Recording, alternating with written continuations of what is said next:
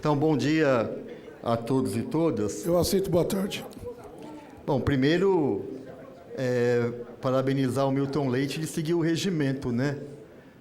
Porque tem vereador que às vezes confunde o que é uma comissão com uma CPI, né? Porque convocar, né, uma comissão, convocar pessoas para vir na comissão, essa é a primeira vez que eu vi aqui na Câmara Municipal em 9 anos.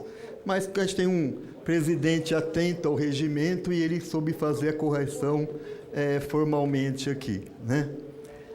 Bom, entrando aqui um pouco no projeto, é mais que evidente que quando você faz qualquer medida paliativa, né, não medidas para resolver a situação lá posta, mas para fazer medidas paliativas, o governo está assumindo que não consegue resolver o problema e faz medidas paliativas para compensar as pessoas. Ou seja, nós temos lá um problema grande de pessoas, moradores de rua, e muitos deles usando drogas, né?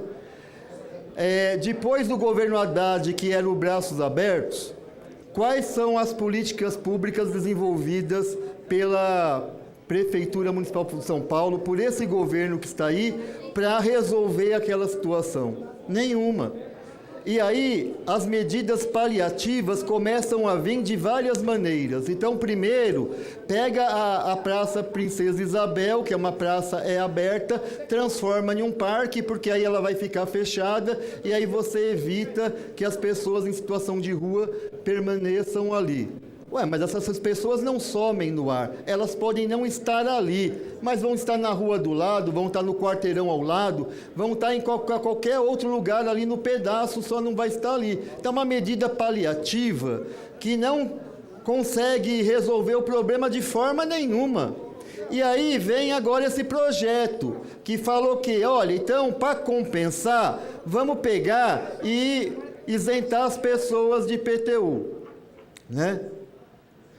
As pessoas que estão ali com seus imóveis. Então, isso é mais uma medida que demonstra que o governo não tem política pública para resolver a situação das pessoas que estão em situação de rua naquela região em estado de drogadição.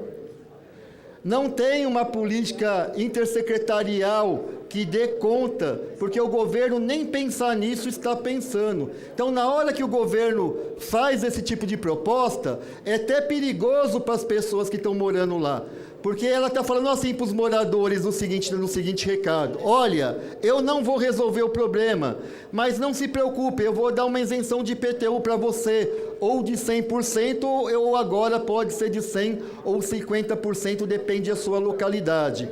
Ou seja, daqui 2 anos, se eu não resolver, daqui 5 anos, daqui 10 anos, mas eu te di uma compensação, né? Você teve aí a isenção do IPTU. Então, isso demonstra claramente a incompetência, ineficiência desse governo aqui em dar resposta às pessoas em situação de rua. Agora, mais ainda, o que me espanta é de ter um governo que nunca teve, eu acho, o tamanho de investimento, né, que tem no orçamento de investimento que esse governo tem. Eu acho que raramente, algum outro governo também teve. Ou seja, o caixa cheio, lotado, e não consegue pegar os seus secretários e pensar em uma proposta, em um plano para resolver essa situação ali na questão da Cracolândia. E mais ainda, né?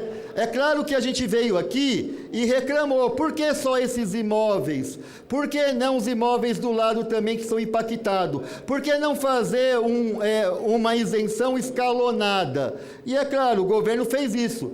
Aumentou o número de imóveis aqui, né, de 947 de antes para 4.896, e alguns vão ganhar agora 100% de isenção, outros 50%. Mas cadê o estudo do impacto econômico disso? Eu sou professor da rede municipal. Quando a gente pede para um aluno nosso fazer um tipo de trabalho, ele, no mínimo, um aluno da nossa rede municipal, ele sabe que ele tem que justificar porque ele está fazendo aquilo. E agora a gente tem um projeto de lei na maior casa legislativa que não tem um estudo de impacto do que significa essas isenções para a cidade de São Paulo. É claro que eu acho que isso na questão mais geral do orçamento, deve ter um peso ínfimo.